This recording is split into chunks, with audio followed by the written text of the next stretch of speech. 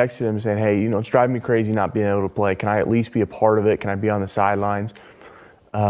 He's like, he basically told me, hey, that's not our problem. The answer is no. Like, you can't be on the sideline. And then we found out later, and they told us via email, like through the athletic director and stuff, you have to be an active member of the team to be on the sideline. So obviously The Rock and Lil Wayne are active members of the roster.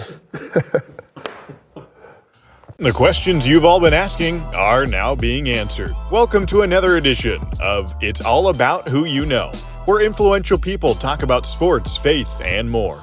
Your host is a former Oregon State wrestler, an MMA fighter, and a wrestling coach. Brought to you from Las Vegas, Nevada, here's your host, Christian Robertson. Hey, what's going on, guys? Thank you so much for coming back to another episode of It's All About Who You Know. Little different episode tonight, or today, whenever you're watching it. So my brother just got off of Jason Whitlock's show. Amazing show. From what I understand, Jason did an amazing job with them, just giving them an opportunity to share their story and giving them a platform, because for the last, year and really like the last 8 months, these kids have not had a platform. And it was just, I know my brother's story. I know it's true. And, seeing some of the comments and stuff, people didn't listen. People didn't watch. You can't listen to that entire podcast and have a negative takeaway of the boys, because they're kids and they were silenced for so long. So I'm first and foremost just so proud of my brother Caden for just everything he was able to do. He's not like a super outspoken person. He has his things that he believes in, and he has his things that he's confident about. But going out there and sharing it has always been a little tougher for him than it is for myself or some other people. And especially him being young. So it was cool to see him, just have some confidence in that, and just really just grow in that area and be able to share his story and just getting it out there. And I hope and I pray that it just catches like wildfire, and he gets opportunities from this, that he gets to go into the portal if that's something that he's able to do with his medical condition. The biggest thing that I want out of this is just to see both of them, him and Owen, both just get opportunities that were not on the table before.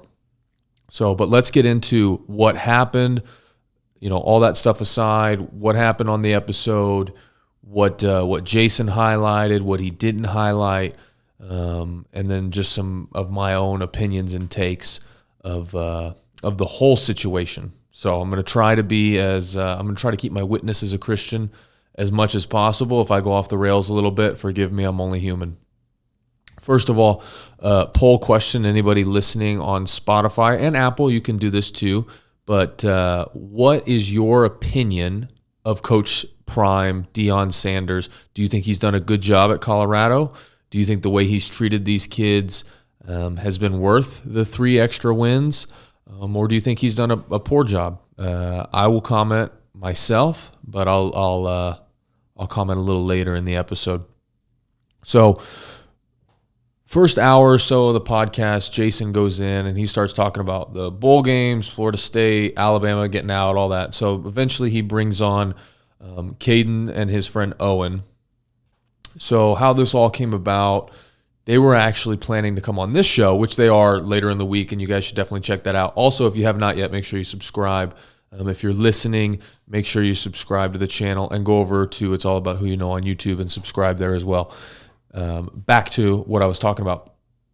So Owen and Caden, I talked to them for about 20 minutes the other day. I think it was Friday night, and we had planned on doing a podcast on Tuesday. So the day that this comes out, that's the day that we were planning on doing the podcast, and we still might.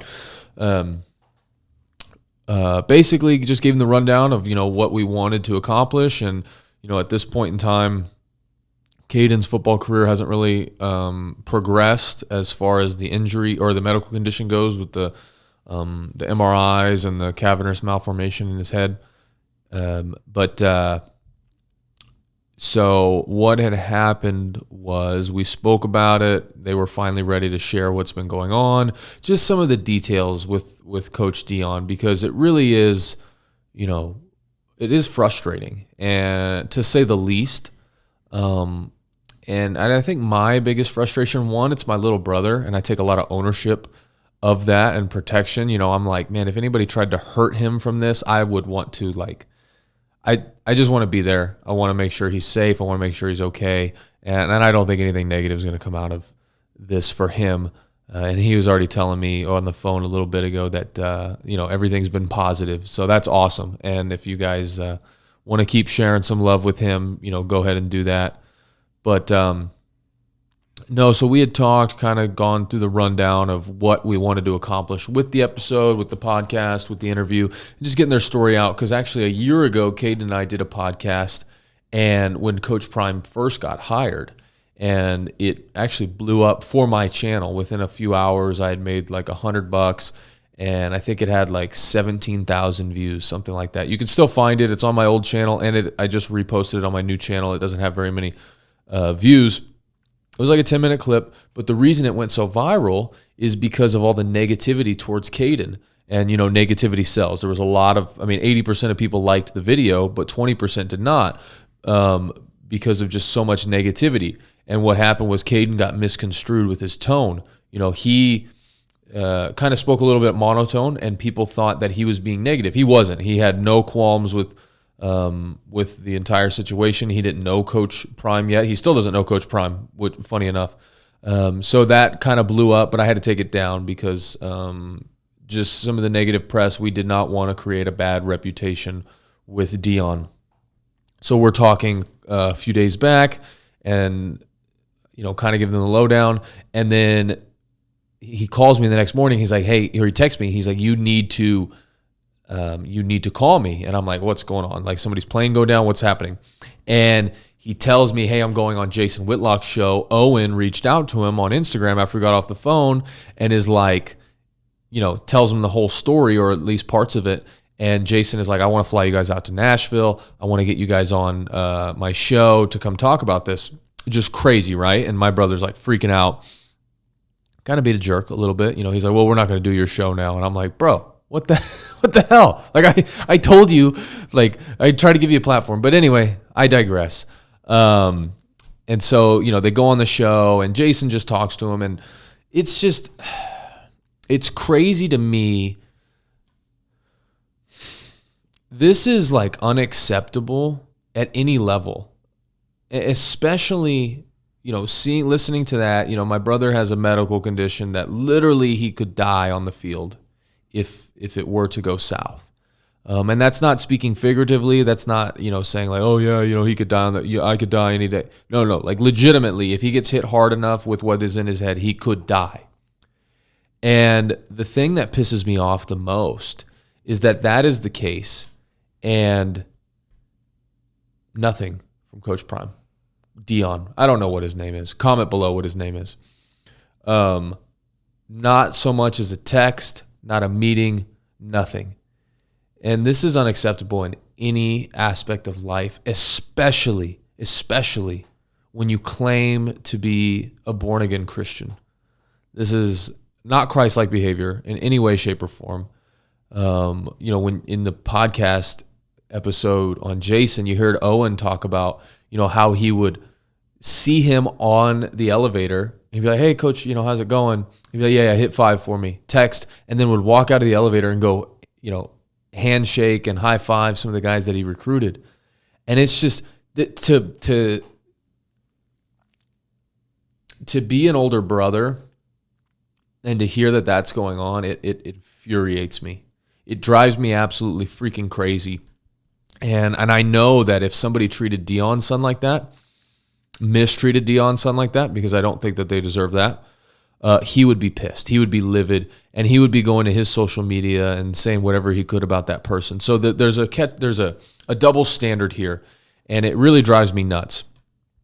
And just as a older brother, I like, it makes me want to hurt someone. Like, it just drives me freaking crazy that somebody could treat my brother like that, who hasn't done anything wrong. and then he gets medically disqualified. They tried to, and he didn't talk about this, but they tried to take all of his academic support that he had, and Owens too, that he previously had. And my mom, and she won't talk about this, but I will. My mom had to fight to get his academic support back. Like she had to contact the University of Colorado is not innocent in this in any way, shape, or form. They have been horrible the way they've handled this. Every single coach that has ever come and turned a program around, up until Deion, has had to do it with the talent that was already there, because previously the NCAA would not let you kick off scholarship players, and there was very few things you could do with people that were already on the roster. And so you had to come in and rebuild the program, as opposed to kicking everyone off, even players that were better than the ones that you already had, and then having a 4-8 record, finishing last in the Pac-12. So it is a scummy move. It is ridiculous. And it does hit me personally, because this is my younger brother. This is my family. I did, have to see, how my brother's had medical issues a lot in his life. He's had every injury you can imagine. He's torn every knee, both knees. He's broken his arm. He almost died when he was born. Like, he wasn't breathing. They couldn't leave the hospital for a long time. He's had to overcome a lot. And, with COVID, we did a podcast a couple years ago. Like, Gavin Newsom basically stole his high school career the last 2 years because he couldn't play football. And, he's able to get this walk-on position at a Division I school and earn his way on the dog squad there and earn his way onto special teams. And then it's just ripped out from under him by this guy that claims to be a born-again Christian. And I don't know where Deion's salvation is, and I wouldn't question it. If he wanted to come on this show and discuss it, I would be more than happy to talk to him. I'd be so welcoming. I would shake his hand. I would say thank you for coming, and I would hammer him on some of these questions, because this is my family member that was hurt, disenfranchised, and mistreated. And I know that if I did that to his family member, he would want to say some things to me. So, to have all this stuff happen, and I've just completely lost my train of thought, but to have all this stuff happen, sweetheart, where was I going? I was making a point. You can talk. I'm not going to edit it out. I don't know where I was going with that.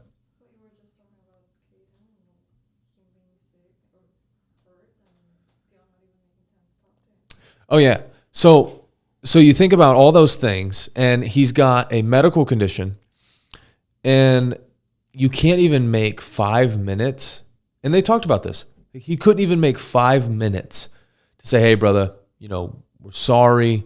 Man, we are praying for you. We hope that, and we pray. If you need anything, like you already have some certain resources here that just came with your agreement. If you need anything, please let us know. Don't hesitate. If we can't do it, we'll try to find somebody that can. But, what you're going through is tough. And, we want the best for you. That is but bottom line, we've got to put guys on the team that are playing.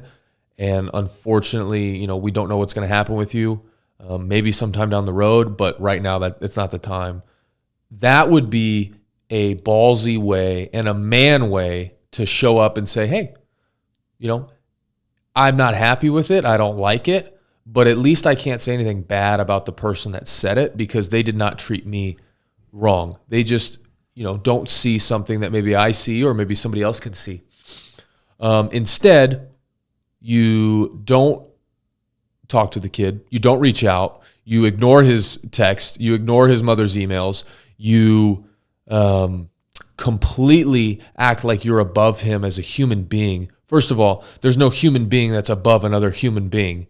So for you to act like that because you are an all-pro football player and one of the most popular people on the planet, I'll just say this. We're all Christians here. Deion's a Christian here. This popularity isn't going to matter. And your platform as a human being on this earth is going to be judged based on how you elevated Christ and how you brought yourself low. The Bible does say this. Like I think it is Paul that is saying, like, I'm losing my train of thought again. basically saying like, I bring myself low to like for his glory. Like it doesn't matter. Like I want to raise his name. And I don't know if it's a pride issue. I don't know if it's a you've got yes men in he's got yes men in his corner. But it really and I didn't even expect to go this far into it. I didn't even expect to get this much, but it does hurt. It is frustrating. And I did have to see how stressful it was on my mother going to the doctor's appointments and hearing these diagnoses of what could happen to her little boy. And I remember my mom said something to me. She was like, oh, shit. She said, I just want him here in my house because if anything were to happen, at least I could cuddle him before they took his body. And sorry.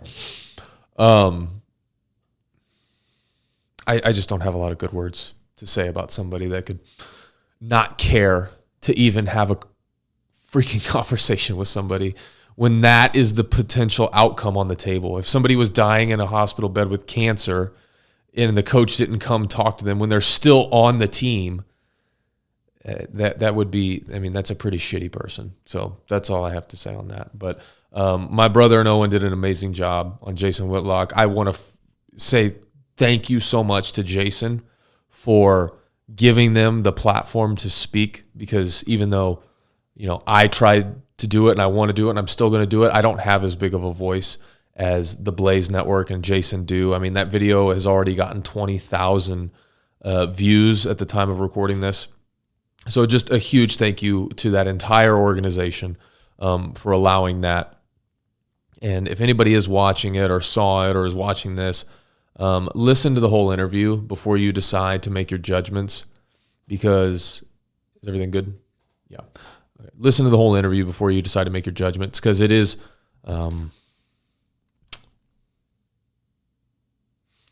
impactful and it is important to hear. And there does need to be accountability within the church. And when you've tried to get a hold of somebody and talk to them, they do need to be held accountable when they haven't. And I'm proud of them for doing that.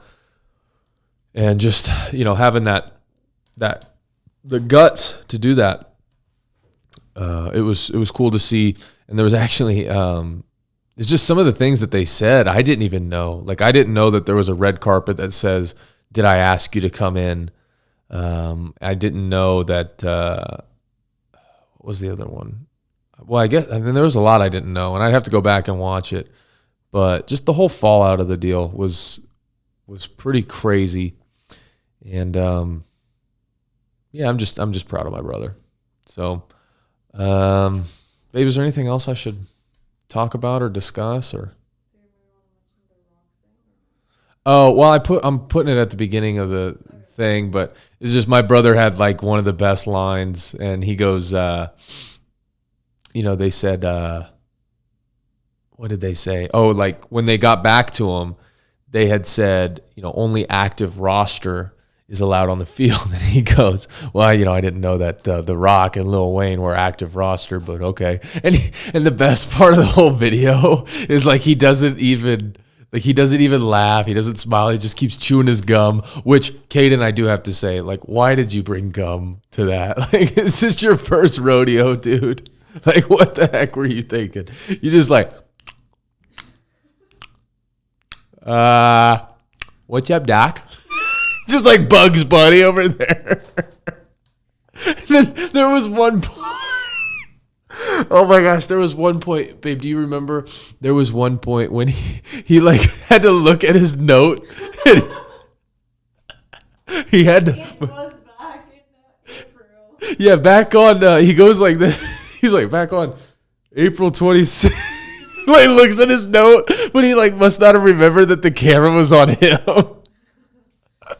Oh, it was so funny. Oh my gosh, Michelle and I were laughing so hard, but it was funny. I mean, the whole thing. I mean, obviously, it's a hard thing to talk about, and oh my gosh, it was it was so funny. Just like, it was cool watching him because, your whole life you're like, what are my little brothers going to do? And to see that like he got that opportunity and that, he was able to just capitalize on it. And they flew him out to Nashville. I'm sure that was fun. Michelle and I are supposed to go to Nashville on our honeymoon. We've been married 6 months. We haven't gone on a honeymoon yet. I swear I'm going to make it happen, babe. Mom, Christmas. Help. Yeah, so anything else? Oh, yeah. So my next episode will either be with them or Coach Brandon Slay. If you guys are wrestling fans, you'll know who Coach Brandon is. Olympic champion in 2000, beat probably the greatest wrestler ever in, I can't remember his first name, but it's Satiev. Go look him up. Absolute stud. Won 3 Olympic games. The one that he didn't win was the one that Brandon beat him. And he won 2 games after that. So just crazy. Beat the guy in his prime. And then I'm going to have my brother and Owen on at some point as well. Probably within the next day or two, I would imagine, right? Next day or two? Okay. So yeah, probably within the next day or two. Well, anyway, guys, thank you so much for watching. Thank you for tuning in. If you're listening, make sure you like and subscribe, comment below. Let us know what you think, and go check us out on all platforms. Thank you, guys.